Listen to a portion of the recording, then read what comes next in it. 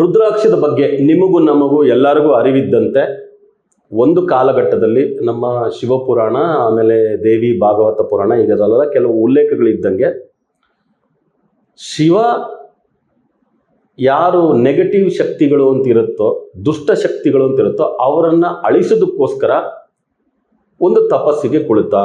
If I am not wrong, ತಾರಕಾಸುರನ ಮಕ್ಕಳು ತ್ರಿಪುರಾಸುರರು ಅಂತಿದ್ರು 3 ಜನ. ಅವರ ಉಪಟಳ ಜಾಸ್ತಿ ಆಗಿತ್ತು. ಅವ್ರನ್ನ ಹೆಂಗಾದ್ರೂ ಸಂಹಾರ ಮಾಡಬೇಕು ಅಂತ ದೇವತೆಗಳು ಕುಳಿತುಕೊಂಡ್ರು, ಆಗಲಿಲ್ಲ. ಆಗ ಒಂದು ಶಕ್ತಿ, ಒಂದು ಯುಕ್ತಿ, ಒಂದು ಮಂತ್ರ, ಒಂದು ಯಂತ್ರ, ಒಂದು ತಂತ್ರ ಅನ್ನೋದೆಲ್ಲ ಬೇಕಲ್ವಾ. ಅದಕ್ಕೆ ತಪಸ್ಸಿಗೆ ಕುಳಿತುಕೊಳ್ಳೋ ದೇವರಲ್ಲಿ ಮಹಾವಿಷ್ಣು ಬ್ರಹ್ಮನಿಗಿಂತಲೂ ಮಹಾಶಿವನೇ, ಮಹಾದೇವನೇ. ಅದರಿಂದ ತಪಸ್ಸು ಕುಳಿತುಕೊಳ್ತಕ್ಕಂಥ ಶಕ್ತಿ ಅವ್ರಿಗೆ ಬಂದ್ಬಿಟ್ಟಿದೆ. ಅದಕ್ಕೋಸ್ಕರ ತಪಸ್ಸಿಗೆ ಕುಳಿತರು. ಬಹಳ ಕಾಲ ತಪಸ್ಸಿಗೆ ಕುಳಿತಾಗ ಅವ್ರಿಗೆ ಆ ಥರ್ಡ್ ಐ, 3ನೇ ಕಣ್ಣು ಅನ್ನೋದು ಓಪನ್ ಆಗುತ್ತೆ. ಅಲ್ಲಿಂದ ಬಂದಂಥ ಒಂದು ಎನ್ಲೈಟನ್ಮೆಂಟ್ ಆಗುತ್ತಲ್ಲ, ಒಂದು ತಪಸ್ಸು ಕುಳಿತೀವಿ ಅಂದರೆ ಒಂದು ಎನ್ಲೈಟನ್ಮೆಂಟ್ ಆಗಿದ ತಕ್ಷಣ ಒಂದು 3ನೇ ಕಣ್ಣು ಓಪನ್ ಆಗುತ್ತೆ.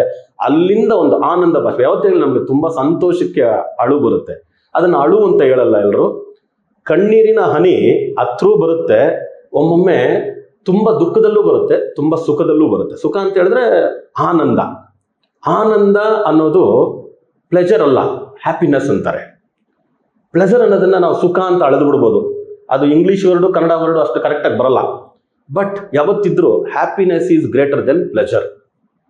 ಸುಖ ಅನ್ನೋದು ಅದಕ್ಕೋಸ್ಕರನೇ ಕ್ಷಣಿಕ ಅಂತಾರೆ, ಆಸೆ ಅನ್ನೋದು ಕ್ಷಣಿಕ ಅಂತಾರೆ.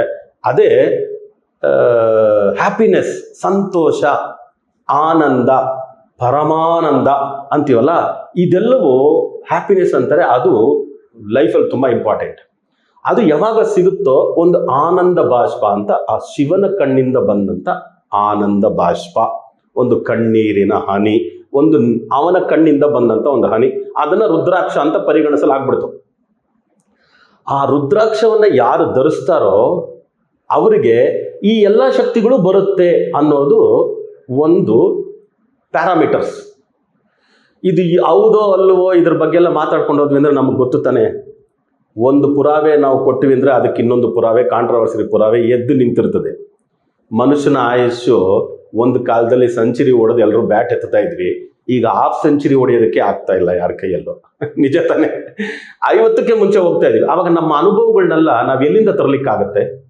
ಒಬ್ಬರಿಗೆ ಆಗಿರ್ತಕ್ಕಂಥ ಗೋಚರವಾಗಿರ್ತಕ್ಕಂಥ ಅನುಭವ ಇನ್ನೊಬ್ಬರಿಗೆ ಕ್ಯಾರಿ ಫಾರ್ವರ್ಡ್ ಆಗೋದೇ ಕಷ್ಟ. ಅಂಥ ಕಾಲದಲ್ಲಿ ಇವತ್ತು ಶಿವಪುರಾಣ, ದೇವಿ ಭಾಗವತ ಪುರಾಣ, ಶಿವ ತಪಸ್ಸು ಕುಳಿತುಕೊಂಡಂತೆ 3ನೇ ಕಣ್ಣು ಓಪನ್ ಆಯ್ತಂತೆ, ಅಲ್ಲಿಂದ ಒಂದು ಆನಂದ ಬಾಷ್ಪ, ಅಲ್ಲಿಂದ ಒಂದು ಕಣ್ಣೀರಿನ ಹನಿ, ಅಲ್ಲಿಂದ ಒಂದು ರುದ್ರಾಕ್ಷ. ಇದಕ್ಕೂ ನಾವು ಪುರಾವೆ ಅಂತ ತಗೊಂಡೋದ್ವಿ ಅಂದರೆ ಕಷ್ಟ ಆಗುತ್ತೆ.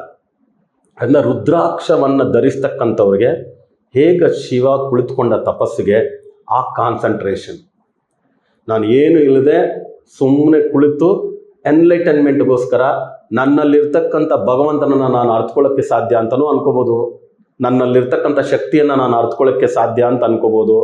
ಅಹಂ ಬ್ರಹ್ಮಾಸ್ಮಿ, ನನ್ನೊಳಗಡೆ ದೇವರಿದ್ದಾನೆ, ನಾನೇ ದೇವರಾಗಬಹುದು, ಮಾನವನೇ ದೇವರಾಗಬಹುದು. ಮಾನವ ದಾನವ ಆಗುವಾಗ ದೇವ ಆಗೋದಕ್ಕೆ ಸಾಧ್ಯ ಇಲ್ವಾ? ಎಷ್ಟು ಜನ ಮಾನವರಾಗಿ ಹುಟ್ಟರೋರು ದಾನವರಾಗಿಲ್ಲ? ಅದೇ ರೀತಿ ಎಷ್ಟು ಜನ ಮಾನವರಾಗಿದ್ದವರು ದೇವ ಮಾನವರಾಗಿ ನಮ್ಮ ಕಣ್ಣು ಮುಂದೆ ಪವಾಡ ಪುರುಷರಾಗಿ ಓದೋದಿಲ್ವಾ? ಎಲ್ಲವೂ ಸಾಧ್ಯ ನನ್ನನ್ನು ನಾನು ಅರ್ಥಕೊಂಡಾಗ. ಅದಕ್ಕೆಲ್ವ ಕನಕದಾಸರು ಹೇಳಿರೋದು, ಯಾರಪ್ಪ ಕೈವಲ್ಯಕ್ಕೆ ಹೋಗ್ತಾರೆ, ಯಾರಪ್ಪ ಸ್ವರ್ಗಕ್ಕೆ ಹೋಗ್ತಾರೆ ಅಂದರೆ ನಾನು ಹೋದರೆ ಹೋದೇನು, ನಾನು ಅನ್ನುವ ಅಹಂ ಅದು ಹೋದರೆ ಹೋದೇನು ಅನ್ನುವ ಭಾವಾರ್ಥ, ಗೂಢಾರ್ಥ. ಎಷ್ಟು ಜನ ಅದನ್ನು ಅಪಾರ್ಥ ಮಾಡ್ಕೊಂಡಿಲ್ಲ? ಕನಕದಾಸರು ನಾನೇ ಹೋಗ್ತೀನಿ ಅಂತ ಇದ್ದಾರೆ, ನಾನು ಹೋದರೆ ಹೋದೇನು ಅಂದರೆ ಇವರೊಬ್ಬರು ಬಿಟ್ಟರೆ ಯಾರು ಹೋಗಲ್ಲ ಅಂತ ತಿಳ್ಕೊಂಡು ಅಪಾರ್ಥ ಮಾಡ್ಕೊಂಡವ್ರು ಇಲ್ವಾ ಎಷ್ಟೋ ಜನ? ಅದೇ ರೀತಿ ಇವತ್ತು ಆಧ್ಯಾತ್ಮಿಕ ಕ್ಷೇತ್ರಗಳಿಗೆ ಅಲ್ಲಿ ನಾವು ಮಾತಾಡ್ತಕ್ಕಂಥ ವಿಷಯಗಳಿಗೆ ಪ್ಯಾರಾಮೀಟರ್ಸ್ ಕೊಡೋದು ಕಷ್ಟ. ಮೋಡೆ ಸೂಪರಂಡಿ ಬೇರೆ ಥರ ಇರ್ತದೆ. ಸೈಂಟಿಫಿಕ್ ವಿಷಯಗಳಲ್ಲಿ ಸ್ವಲ್ಪ ನಾವು ಮಾತಾಡೋದು, ಆಧ್ಯಾತ್ಮಿಕ ವ್ಯಕ್ತಿಗಳು ಮಾತಾಡ್ತಕ್ಕಂಥದ್ದೆಲ್ಲ ಕಾಕತಾಳೀಯವಾಗಿ ಸಕ್ಸಸ್ ಆಗುತ್ತಂತೆ. ಅದರಿಂದ ನಮ್ಮ ಮಾತುಗಳನ್ನ ಒಪ್ಕೋಬಾರ್ದು ಅಂತ ಒಬ್ಬರು ವಾದ. ಇನ್ನು ಸೈಂಟಿಫಿಕ್ ಆಗಿ ಹೇಳ್ತಕ್ಕಂಥವ್ರಿಗೆಲ್ಲ ಪುರಾವೆಗಳು, ಅದಕ್ಕೊಂದು ಥೀಸಿಸ್ ಇರುತ್ತೆ, ಅದರಿಂದ ಅದನ್ನು ಒಪ್ಕೋಬೇಕು ಅಂತ ಒಂದು ವಾದ. ಮನುಷ್ಯನ ಈ ಕ್ಷಣಿಕ ಜೀವನದಲ್ಲಿ ನಾನು ಹೇಳಿದ್ನಲ್ಲ, ಸೆಂಚುರಿ ಹೊಡೆದು ಬ್ಯಾಟ್ ಎತ್ತಾ ಇದ್ರು ಎಷ್ಟೋ ಜನ ಒಂದು ಕಾಲದಲ್ಲಿ. ಈಗ ಹಾಫ್ ಸೆಂಚುರಿ ಹೊಡೆಯೋಕ್ಕಾಗದೇ ಇರೋ ಪರಿಸ್ಥಿತಿಗೆ ಬಂದುಬಿಟ್ಟು ನಾವು ಶಾಸ್ತ್ರಗಳ ಬಗ್ಗೆ, ಒಂದು ರುದ್ರಾಕ್ಷದ ಬಗ್ಗೆಯೋ ಇಲ್ಲ ಒಂದು ಆಧ್ಯಾತ್ಮಿಕ ಚಿಂತನೆ ಬಗ್ಗೆಯೋ ಮಾತಾಡೋದು ಸ್ವಲ್ಪ ಹುಷಾರಾಗಿರ್ಬೇಕು ಅಂತ ಹೇಳ್ತಾ ರುದ್ರಾಕ್ಷದ ಬಗ್ಗೆ ಮಾತಾಡ್ತಾ ಇದ್ವಿ.